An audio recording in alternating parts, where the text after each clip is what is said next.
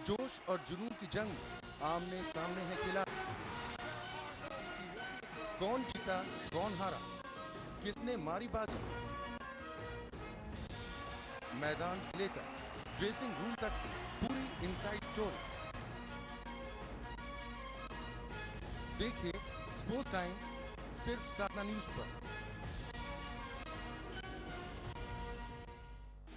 इस कार्यक्रम के प्रायोजक हैं लीजा सोप, खुशबू और खूबसूरत त्वचा हर पल। इन हेडलाइंस के सह प्रायोजक हैं लीजा सोप, खुशबू और खूबसूरत त्वचा हर पल।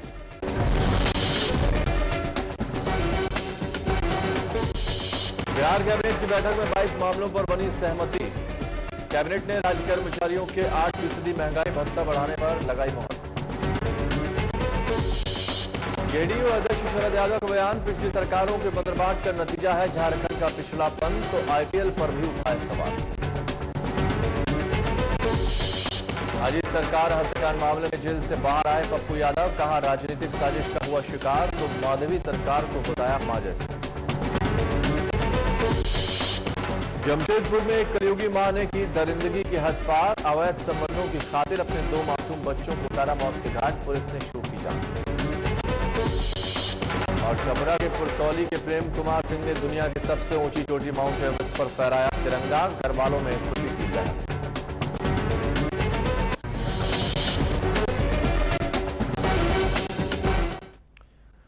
नमस्कार, साधना न्यूज में आपका स्वागत है। मैं हूं रविंद्र सिंह और आप देख रहे हैं हमारा खास कार्यक्रम क्या बनेगी बात। झारखंड में 18 जुलाई को राष्ट्रपति शासन का कार्यकाल पूरा होने जा रहा है। ऐसे में वहां राजनीतिक सरगर्मियां बढ़ने लगी हैं, सरकार बनाने की कवायद भी की जाने लगी है। इस कवायद में प्रदेश कांग्रेस का एक धड़ा भी लगा हुआ है। ये प्रयास केंद्रीय गृह मंत्रालय की तरफ से वहां राष्ट्रपति शासन को ज्यादा दिनों तक खींचने की बजाय विधानसभा भंग करने की सहमति से सरकार को अवगत कराने की बात शुरू हुआ है। हालांकि सूत्र बताते हैं कि पार्टी हाईकमान सरकार बनाने की बजाय जनता के बीच जाना ज्यादा पसंद कर रहा है। इसका संकेत पार्टी के वरिष्ठ नेता और पूर्व केंद्रीय मंत्री सुबोधकांत सहाय ने भी दिया है। ऐसे में सवाल ये उठता है कि 18 जुलाई के बाद झारखंड में नई सरकार बन पाएगी या राष्ट्रपति शासन को विस्तार मिलेगा। आज के खास कार्यक्रम में हम इसी मुद्दे पर करेंगे चर्चा। तो आइए शुरू करेंगे हम क्या बनेगी बात को और समझते हैं इस पूरी सियासत के खेल को। दरअसल सियासत में संभावनाएं कभी खत्म नहीं होती। भले ही गृह मंत्रालय झारखंड विधानसभा भंग करने की सिफारिश कर चुका हो, लेकिन लगता है कि सिफारिश के बाद भी झारखंड में पार्टियों के भीतर से सरकार की संभावनाएं खत्म नहीं हुई। गृह मंत्रालय ने झारखंड विधानसभा को भंग करने की सिफारिश क्या की। झारखंड में सियासी पारा भी मौसम की तरह चढ़ गया है। तमाम दलों ने अपनी तैयारियां शुरू कर दी हैं। कांग्रेस भी इस मामले में पीछे नहीं है। झारखंड में राष्ट्रपति शासन के कार्यकाल की अंतिम तारीख जैसे जैसे करीब आ रही है, राजनीतिक गलियारों में गहमागहमी बढ़ती जा रही है। बीजेपी, जेएमएम और अब कांग्रेस के स्थानीय नेताओं ने भी सरकार बनाने की कवायद शुरू कर दी है। इस बाबत पार्टी के प्रदेश अध्यक्ष सुखदेव भगत दिल्ली की दौड़ लगा रहे हैं। उनके साथ पार्टी के कई और वरिष्ठ नेता दिल्ली में डेरा जमाए हुए हैं। वैसे पार्टी के अंदर जिस तरह की गुटबाजी चल रही है, उससे ऐसा नहीं लगता कि कांग्रेस झारखंड में सरकार बना सकती है। 21 मई को पार्टी के राष्ट्रीय उपाध्यक्ष राहुल गांधी और प्रदेश कांग्रेस प्रभारी डॉक्टर शकील अहमद ने इस बाबत मुलाकात कर आगे की रणनीति तय किए जाने पर सहमति बनाने की कोशिश भी की। इससे पहले 16 मई 2013 को पार्टी के प्रदेश नेतृत्व को दिल्ली दरबार में हाजिर होने को कहा गया था। सूत्र बताते हैं कि पार्टी का केंद्रीय नेतृत्व भी झारखंड में सरकार बनाने के बजाय सीधे चुनाव में जाने को ज्यादा तरजीह दे रहा है। राज्य में राष्ट्रपति शासन 18 जनवरी 2013 से है।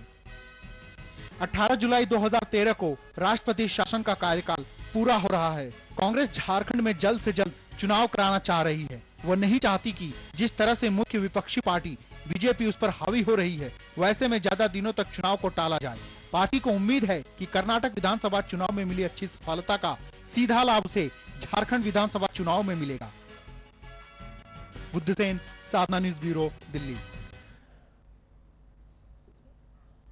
क्या इतना आसान होगा सरकार बनाना, इसको भी समझना होगा। लेकिन दो धड़ों में यहां पर कांग्रेस बढ़ती हुई नजर आ रही है। केंद्रीय नेतृत्व सीधे सीधे चुनाव में आम जनता के बीच जाने की जुगत लगाने की बात कह रहा है कि आखिर हम अगर मजबूत स्थिति में हैं तो आम जनता के बीच में उतरना चाहिए, चुनाव होने देना चाहिए।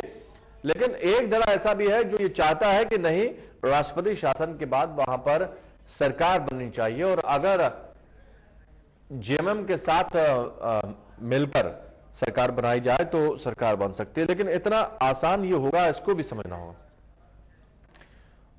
और इस वक्त हमारे साथ जुड़े हुए हैं राधा कृष्ण किशोर, कांग्रेस के प्रदेश प्रवक्ता। राधा कृष्ण जी, बहुत बहुत स्वागत है साधना न्यूज में आपका। धन्यवाद। राधा कृष्ण जी, क्या इतना आसान होगा सरकार बनाना झारखंड में? और देखिए, पहले ये निर्णय लेना होगा राष्ट्रीय हाईकमान को कि सरकार बनाने के लिए हमारी पार्टी इच्छुक है या नहीं है। 2010 में जब विधानसभा का चुनाव हुआ था तो उस समय हमें जो मैंडेट मिला था वो मैंडेट सरकार बनाने के लिए नहीं था। तभी हमारे पार्टी नेतृत्व ने यह फैसला किया था कि हम विपक्ष में बैठेंगे लेकिन सरकार बनाने का कोई प्रयास नहीं करेंगे। आज भी स्थिति वही है। हमारी संख्या 13 की है और हमारे पास जनादेश नहीं है, तो फिर सरकार बनाने का प्रयास कांग्रेस को नहीं करना चाहिए। ये अधिकांश झारखंड के कांग्रेस जनों की भी भावना यही है। तो अब ये देखना है कि पहले सरकार बनाने के लिए हमारी पार्टी तैयार है या नहीं है। फिर तब एक दूसरा यक्ष प्रश्न सामने आता है, वो ये कि अगर हम सरकार बनाएंगे तो 41 की संख्या बल हमें कहां से प्राप्त होगी, और अगर 41 की संख्या बल प्राप्त होती भी है तो फिर हमारी पार्टी की भी जो छवि है, जो राष्ट्रीय सोच, जो राष्ट्रीय अध्यक्ष की जो सोच है और उपाध्यक्ष राहुल गांधी जी की जो सोच है कि हमारी सरकार साफ सुथरी हो, फिर उसमें अस्थायित्व होगा कि नहीं होगा, ये भी देखने योग्य बात होगी। राधा जी, आखिर एक धड़ा इतना उत्सुक क्यों है सरकार बनाने के लिए? क्या इसके पीछे की सोच है उनकी कि वो सरकार बनाने के लिए जोर दे रहे हैं, दिल्ली तक पहुंचने की कोशिश कर रहे हैं, दिल्ली में बातचीत करने पहुंच गए हैं? देखिए, पुरानी पार्टी है, बहुत बड़ी पार्टी है और अलग अलग विचार रखने वाले लोग हैं, इसलिए मैं समझता हूं कि ये भी कोई गैर लोकतांत्रिक या पार्टी के सोच के विरुद्ध कोई सोच नहीं रख रहे हैं। जो लोग ये सोचते हो कि हम सरकार बननी चाहिए, तो कोई इसमें मैं विपरीत बातें नहीं देखता हूं। आपके मुताबिक क्या सरकार बननी चाहिए? क्या इस तरह के समीकरण बन रहे हैं और बनती है तो क्या अच्छा रहेगा? नहीं, व्यक्तिगत अगर हमारी बात आप कर रहे हैं तो जयपुर में जब ऑल इंडिया कांग्रेस कमेटी का अधिवेशन हो रहा था तो झारखंड से 33 एआईसीसी मेंबर हैं।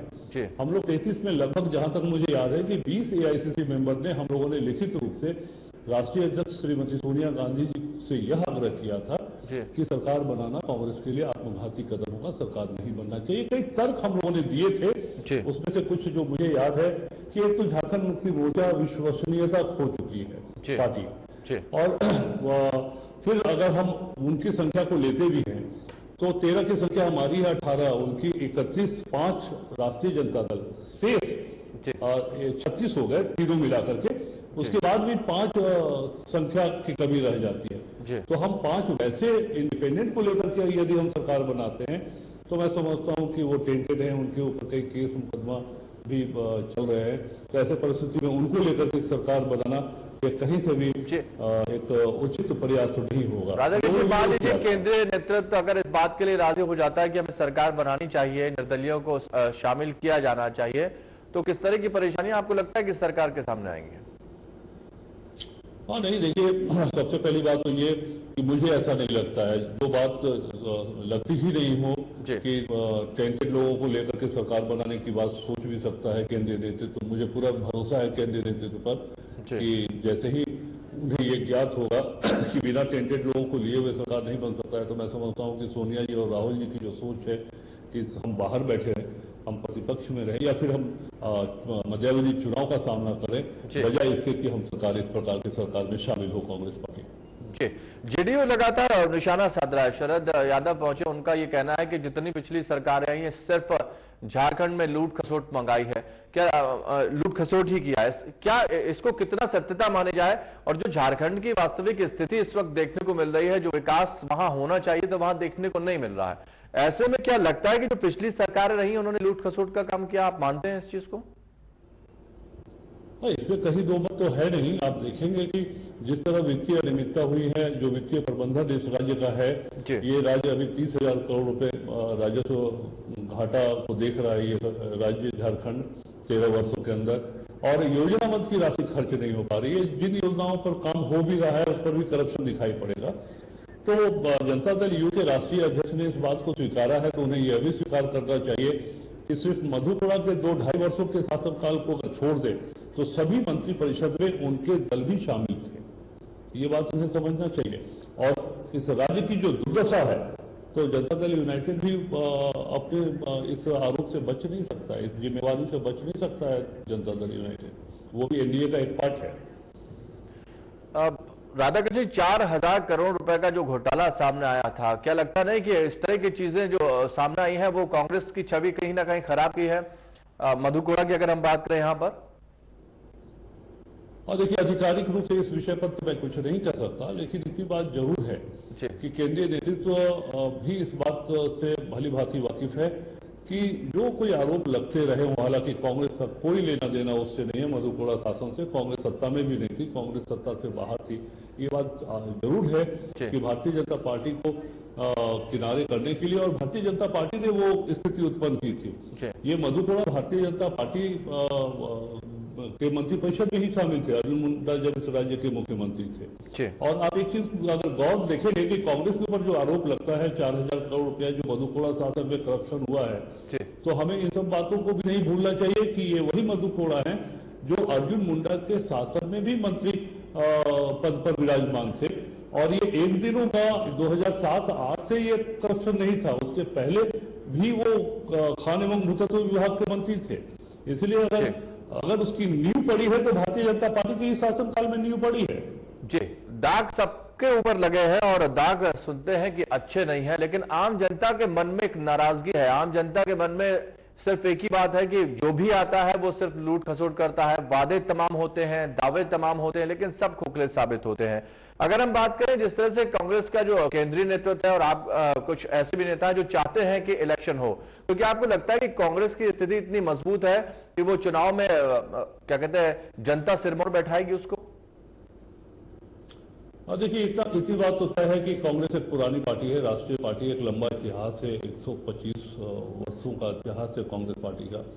और झारखंड की बात यदि हम कर रहे हैं तो झारखंड में सभी दलों ने शासन किया प्रत्यक्ष रूप से, लेकिन कांग्रेस के शासन को लोगों ने नहीं देखा है। अब झारखंड की जनता को कांग्रेस के ऊपर ही भरोसा है कि अगर इस राज्य को पटरी पर कोई ला सकता है, और खासकर हम चर्चा करना चाहेंगे कि जिस प्रकार कर्नाटक में कांग्रेस को सफलता मिली है, तो यहाँ के भी लोग आशान्वित हैं और यहाँ के लोग भी उसी ओर देख रहे हैं कि कांग्रेस ही एक ऐसी पार्टी है जिन्हें बागडोर संभालने, सत्ता का बागडोर संभालने का अवसर नहीं मिला है। तो इसलिए लोग नजर लगाए हुए हैं कांग्रेस के ऊपर, और तभी मैंने कहा कि कांग्रेस को सभी सीटों पर चुनाव लड़ना चाहिए और इस प्रकार के गठबंधन से दूर रहना चाहिए, ताकि हम एक बेहतर शासन दे सके। और 13 वर्षों में जो झारखंड जो विकास के दृष्टिकोण से बेपटरी हो चुका है, वित्तीय दृष्टिकोण से जो ट्रैक से नीचे उतर चुका है, इसे कुल मिलाकर के एक पटरी पर लाने का काम यदि कोई कर सकता है तो कांग्रेस कर सकता है, और बिल्कुल यहाँ की जनता की सोच भी यही है। बिल्कुल राधाकृष्ण जी,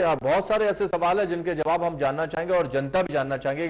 वक्त छोटे से ब्रेक क्या, उसके बाद जब वापस लौटेंगे तो हम जानने की कोशिश करेंगे कि आखिर जो बड़े मुद्दे हैं, जो राष्ट्रीय मुद्दे हैं, वो छोटे चुनाव तक पर हावी रहते हैं। ऐसे में क्या ये राष्ट्रीय मुद्दे कांग्रेस को मजबूती प्रदान कर पाएंगे, इसको भी हम समझने की कोशिश करेंगे। फिलहाल वक्त एक छोटे से ब्रेक का है।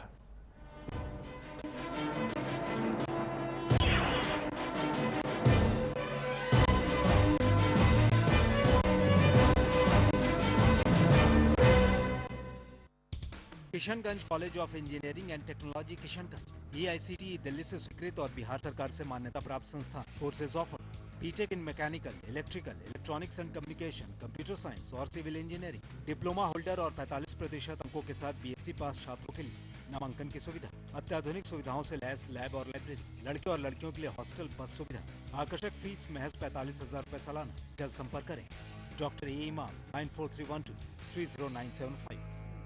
मुझे चाहिए खुशबू और मुझे खूबसूरत त्वचा। मलाई और बादाम योग लीसा, खुशबू और खूबसूरती का अनोखा संगम। खुशबू खूबसूरत लीसा।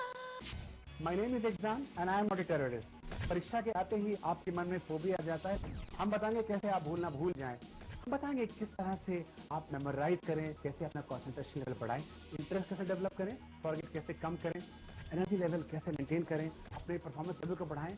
बी ए कॉन्फिडेंट स्टूडेंट, कॉन्फिडेंस बढ़ जाएगा, एटीट्यूड पॉजिटिव हो जाएगा, एनर्जी लेवल बढ़ जाएगा और एग्जाम के टाइम में जो परेशानियां होती है सारी परेशानियां दूर होंगी। मेरे साथ देखिए सिर्फ 7 न्यूज पर एग्जाम है।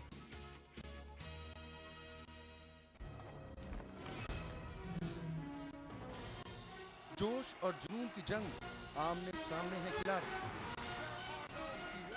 कौन जीता कौन हारा, किसने मारी बाजी, मैदान से लेकर ड्रेसिंग रूम तक की पूरी इनसाइड स्टोरी देखिए स्पोर्ट्स टाइम सिर्फ साधना न्यूज पर। इस कार्यक्रम के प्रायोजक हैं लीजा सोप, खुशबू और खूबसूरत त्वचा हर पल।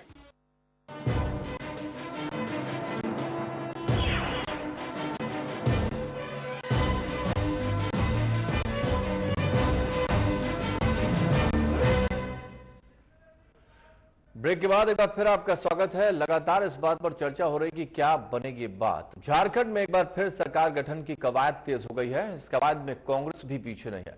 पार्टी का एक धड़ा इसके लिए पूरी ताकत झोंक रहा है। हालांकि पार्टी हाईकमान सरकार बनाने की मूड में नहीं है। यही वजह है कि झारखंड की वस्तुस्थिति से अवगत होने के लिए प्रदेश कांग्रेस कमेटी के अध्यक्ष सुखदेव भगत को बार बार दिल्ली बुलाया जा रहा है।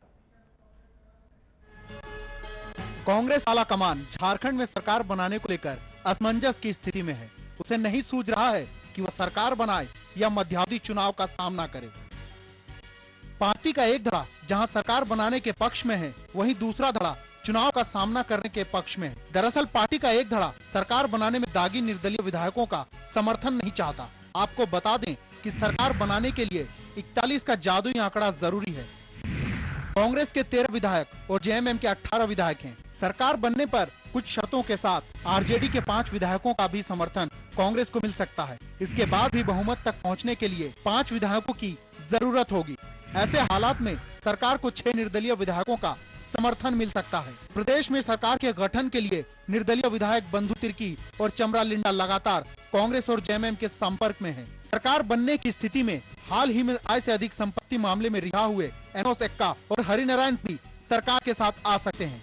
पांकी के बाहुबली विधायक विदेश सिंह भी कांग्रेस की मदद कर सकते हैं। गौरतलब है कि राज्यसभा चुनाव में भी कांग्रेस ने इन सभी दागी विधायकों का वोट हासिल किया था।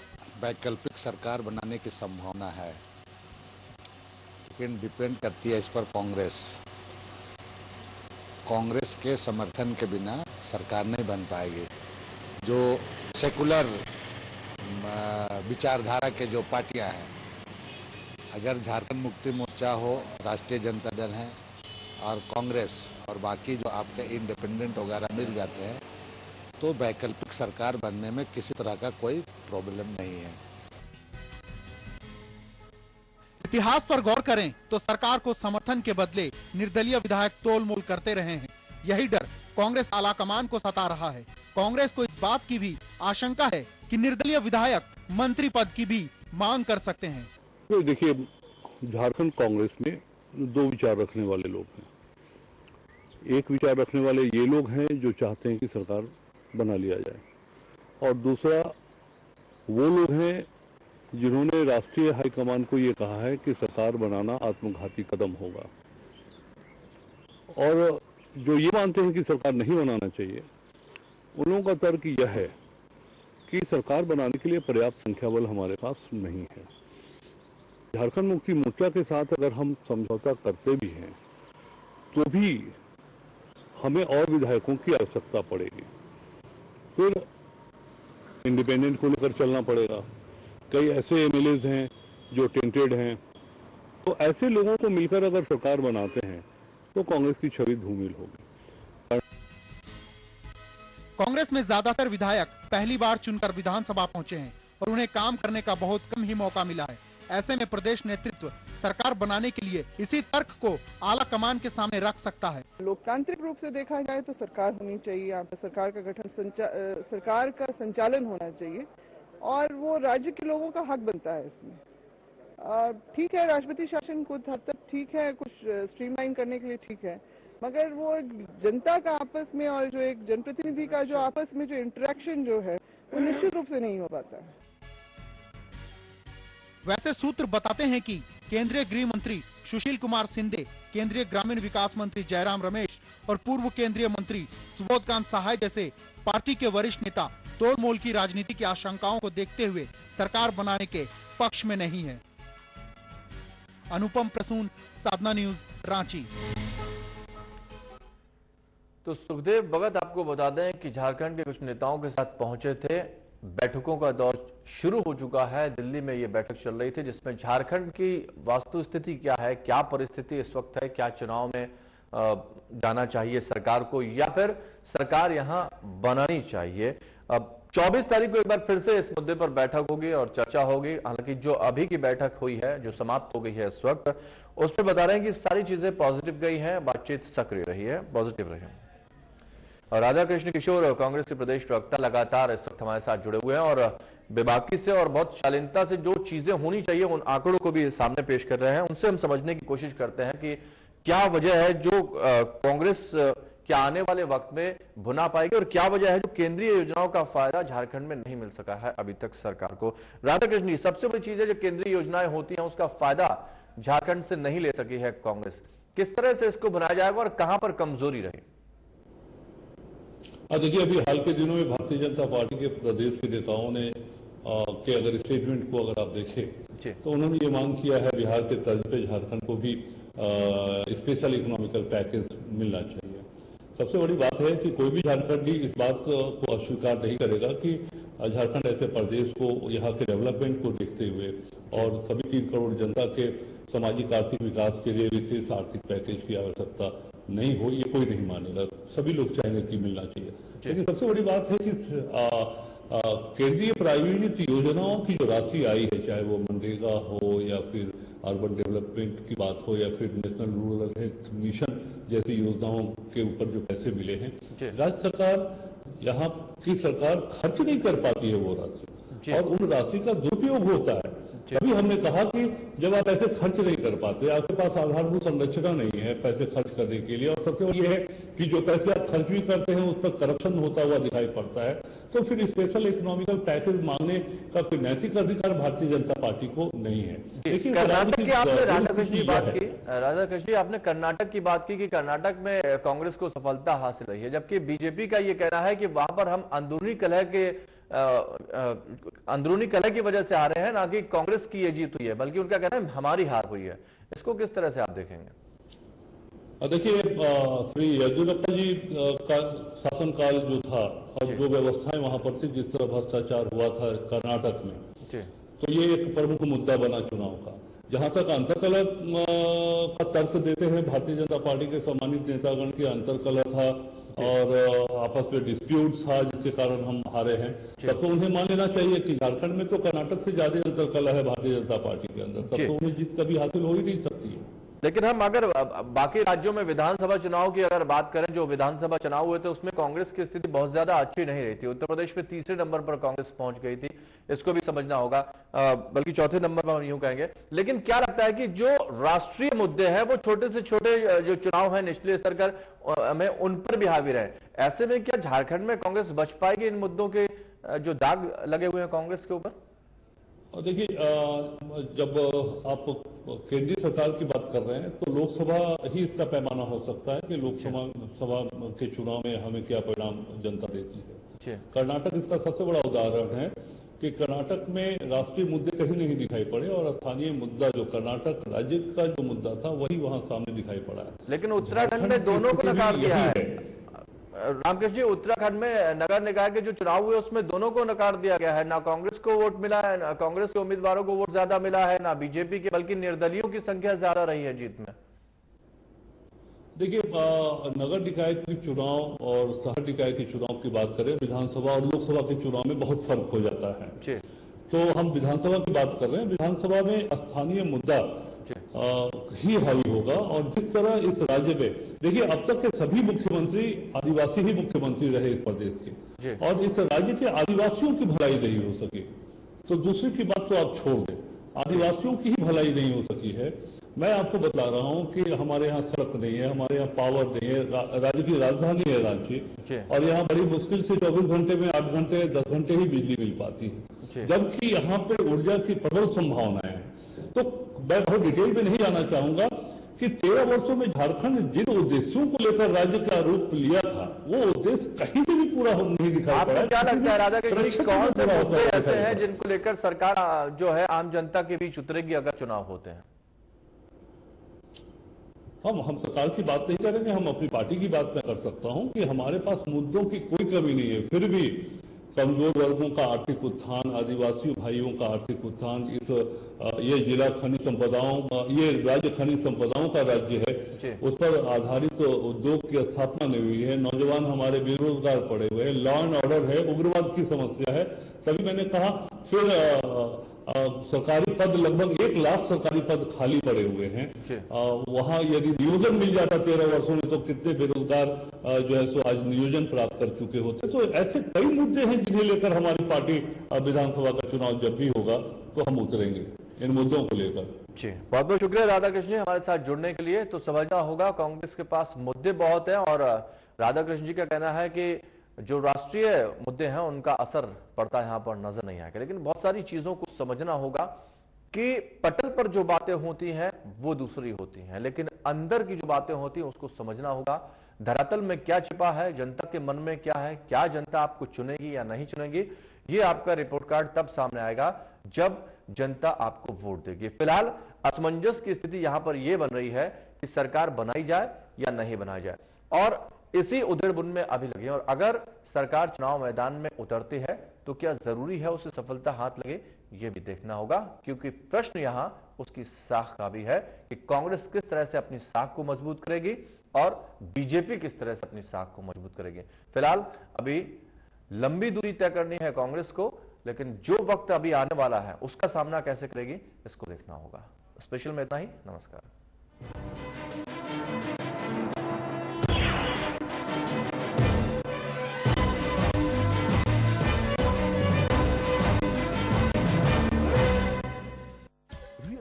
And construction, Goranactia, Agriculture, Intelligence Agency, Salt and Tea, Real Vision International.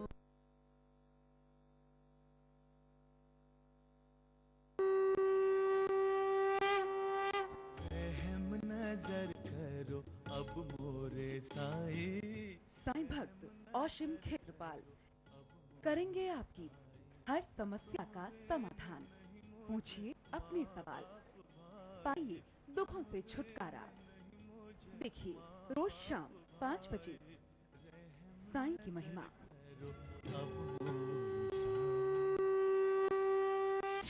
My name is Exam and I am not a terrorist. परीक्षा के आते ही आपके मन में फोबिया आ जाता है। हम बताएंगे कैसे आप भूलना भूल जाएं। हम बताएंगे किस तरह से आप मेमोराइज करें, कैसे अपना कंसंट्रेशन लेवल बढ़ाएं, इंटरेस्ट कैसे डेवलप करें, फॉरगेट कैसे कम करें, एनर्जी लेवल कैसे मेंटेन करें, अपने परफॉर्मेंस लेवल को बढ़ाएं। बी ए कॉन्फिडेंट स्टूडेंट, कॉन्फिडेंस बढ़ जाएगा, एटीट्यूड पॉजिटिव हो जाएगा, एनर्जी लेवल बढ़ जाएगा, और एग्जाम के टाइम में जो परेशानियां होती है सारी परेशानी दूर होंगी। मेरे साथ देखिए सिर्फ साधना न्यूज पर एग्जाम है।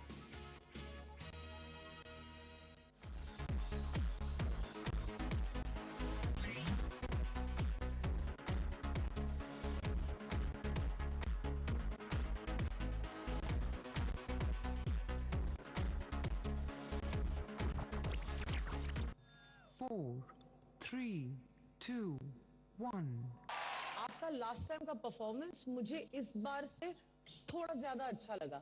नेवरदलेस आप एक बहुत ही अच्छे डांसर